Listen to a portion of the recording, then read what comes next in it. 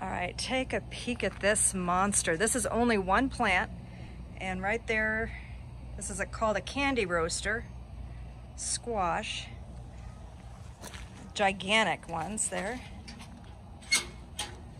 I'm gonna go in because she just keeps on going and going. Oh yeah, look at another blossom, beautiful blossoms going on. They gotta try to protect their horseradish from her. She's alive, because look at this. She keeps on going. Ooh, look at that one. That one looks yummy. Look at the size of it. Holy cow. Look at this. How beautiful. Look at that. Oh, gorgeous. I'm thinking you probably can pick it. And look, it keeps on going. This one I just pollinated. Wow. Oh yeah, look at, nice. Here they are.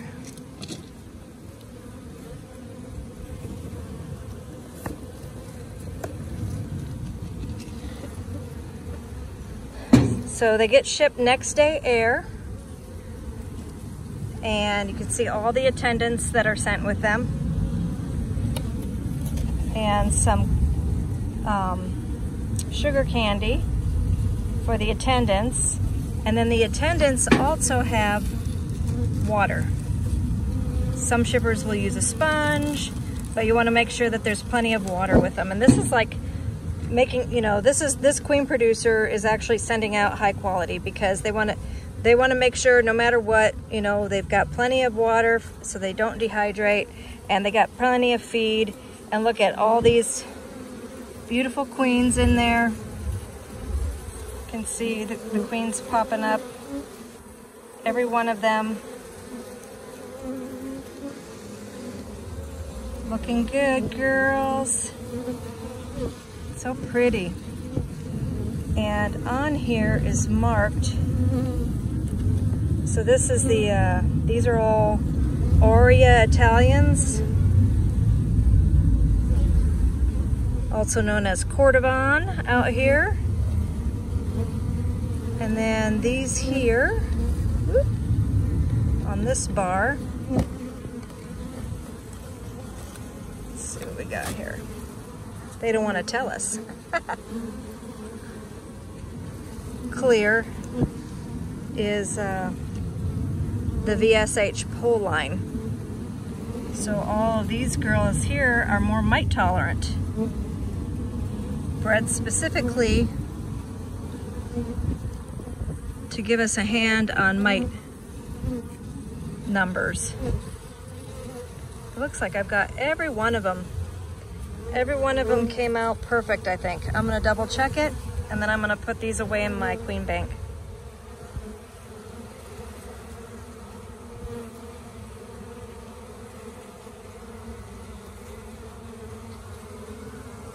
Just looking at everybody.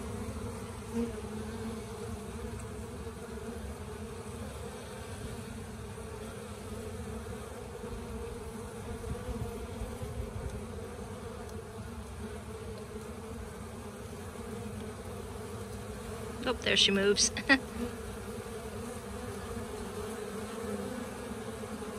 Yep, yep, yep, yep.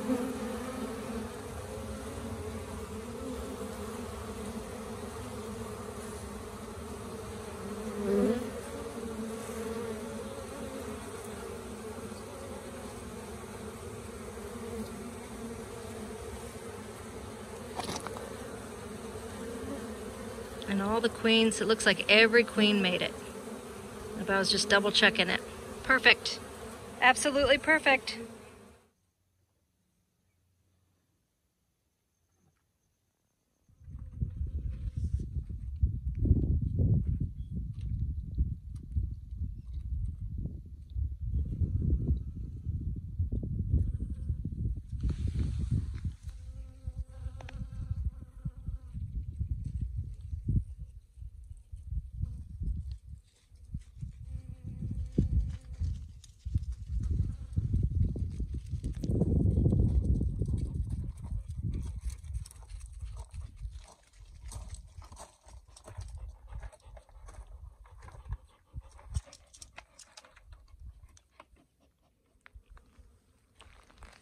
All the kitties are enjoying the gardens tonight, huh? BB likes the strawberry patch.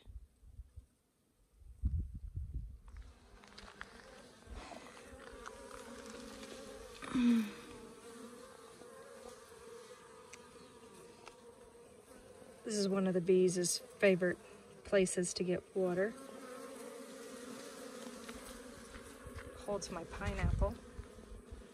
And this right here is a date palm that I grew from a seed that Dan ate the date from the farmer's market, gave me the seed, and I grew it.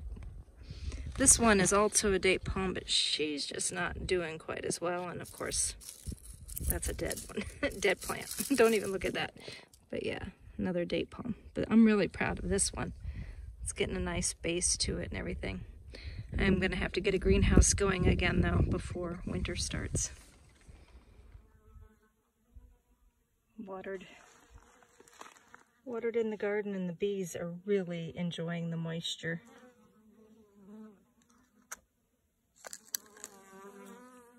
Onyx, what are you doing, buddy? Looks like you got a piece of Chris Cola right there. What are you doing? Is that your rock? Huh?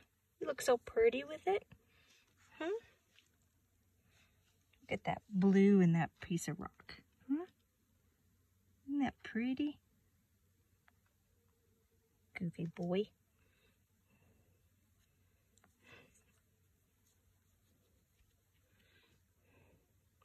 Cats are getting all this really bad grass seeds stuck in their fur. Try to help them out. Good boy. Good boy.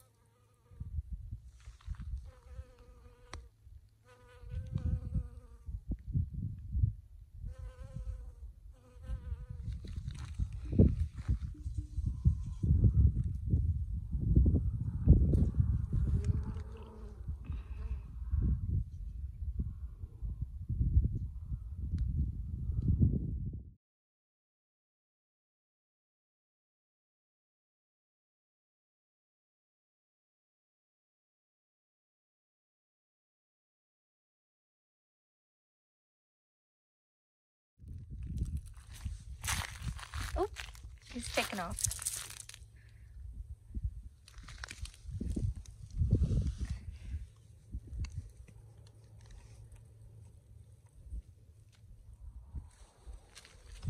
What are you doing in the garden, huh? Are you trying to be cute? How, old man? Are you trying to be a cutie pie? Huh? Does it get you? I get you. Oh, this is Bullet. This is Bullet. He's a good boy, huh? Yeah. Oh, you're gonna get grouchy. I love my kitties. Yes. What a good little boy.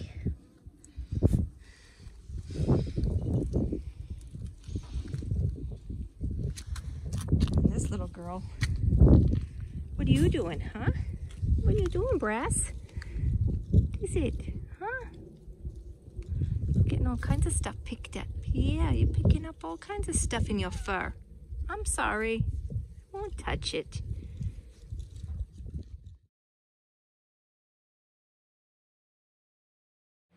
Hi, Monica here with King's Titan Homestead, and I've got some really just short clips of what's kind of been happening around the farm lately.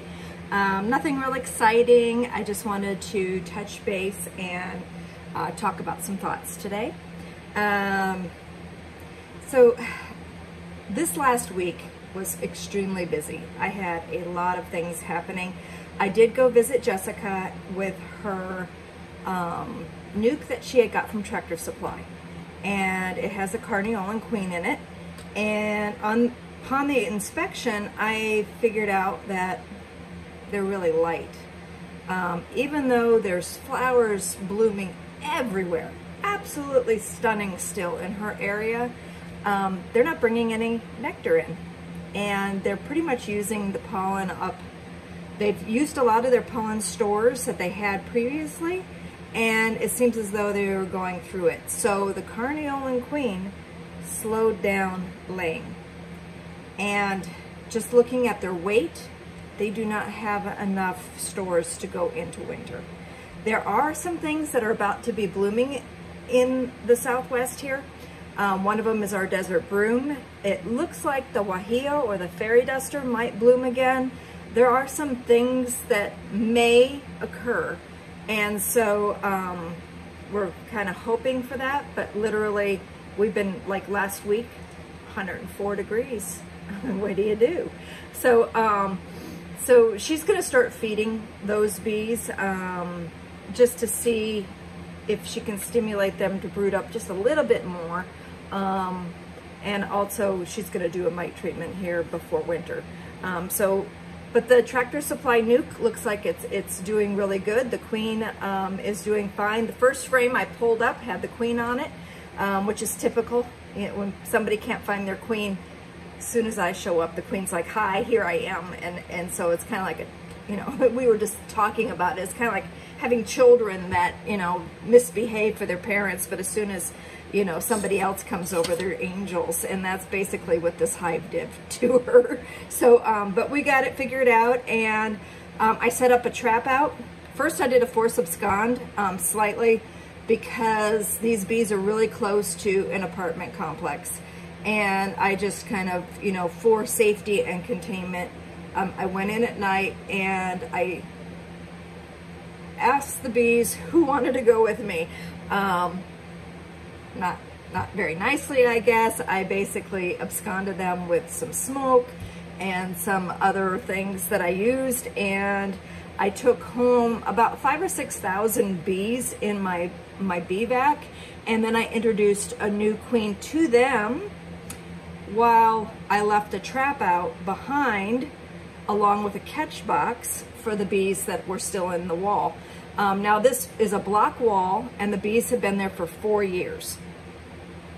And so it's going to take a little while to get them completely out. So while I was, that day when I did that, I also went to somebody's house and was checking to see if they had an established hive in their water fountain. And talking to all these homeowners, everybody is extremely concerned about survival, self-sustainability, being able to feed themselves and even their neighbors in the future. And so, and it really got me to thinking some of the things that were said. And yes, right now is a great time to try to figure out what you can grow in your climate, learn how to save seeds, learn about self-sustainability. But it was mentioned chickens. Chickens was mentioned. And I'm like, gosh, I couldn't even tell you how many hens I have right now. I think I have close to 20 laying hens, all of age, and I might be getting 5 eggs a day. And the reason why is because they're molting. 104 degree weather. We've got some really weird things happening, and you don't always get eggs. So you can't rely on, doing a math equation for 2 people or even for a neighborhood and saying, oh, I only need 6 chickens and they're gonna lay this amount of eggs and it's gonna produce this amount of calories for me, this amount of protein for me, and everything's gonna be good. That's just not gonna happen. Chickens do whatever the heck they want, just like bees. So with that said, it's very difficult to try to figure this out, the self-sustainability. And I encourage everyone, no matter what they live in, what size house that they live in, whether it be an apartment or anything. Try to figure out how to start doing your own food.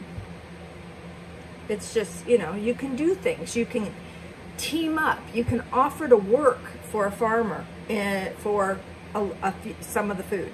You could ask your supervisor, your soup for your apartment complex, if you could put in a small community garden in a plot on the property.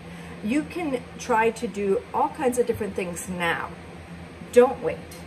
And really, it's a learning curve, and you really need to start doing it. You can't have it in your head that this is what's going to happen, and that when that time comes, you're going to start doing that, because it's not, I can tell you right now, trying to live self-sustainability and completely off-grid, it's extremely difficult, and you have to have all your T's crossed and your I's dotted before something does occur where you do need to rely on your skills and growing and foraging and hunting and all that kind of thing.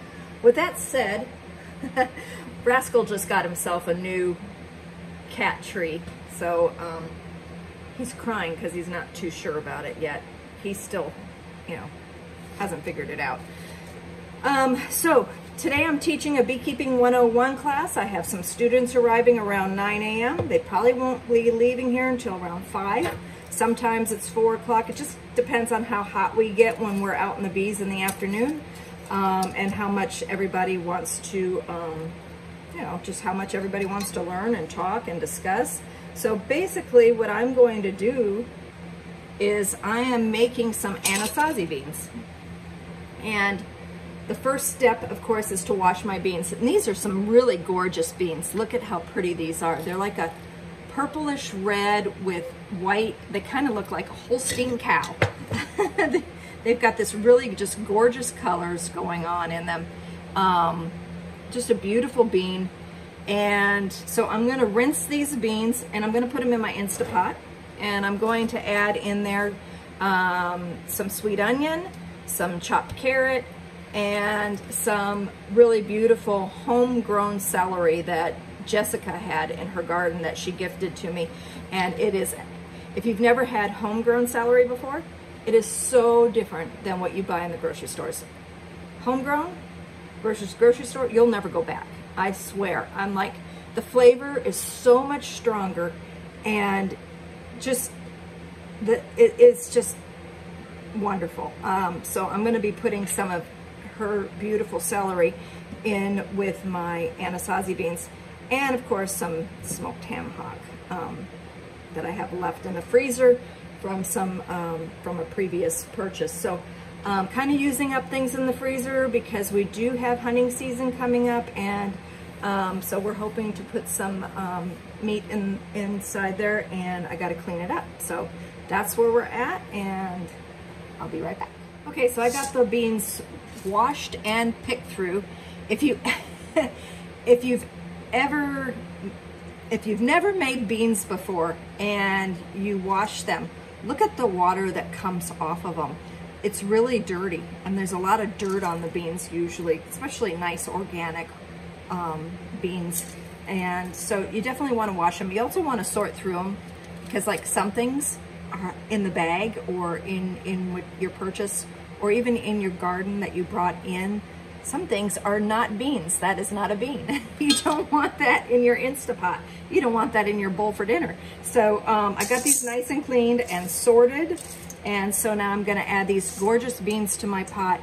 And this is gonna be a quick lunch. It'll be finished for me so that when we take our hour break basically I have classroom in the morning from like 9 to noon. And then from noon to 1, we have a break. And then from 1 o'clock on, we go out in the bees for hands-on beekeeping experience. I need something quick and easy and ready that I can just grab a bowl of and have my lunch. So that's what this is for. Dan, he's not a huge fan of beans. Not so much. Me, I love beans. Look at how beautiful this is. Got the ham hock, the Anasazi beans, the carrots, celery, onion, and some diced garlic.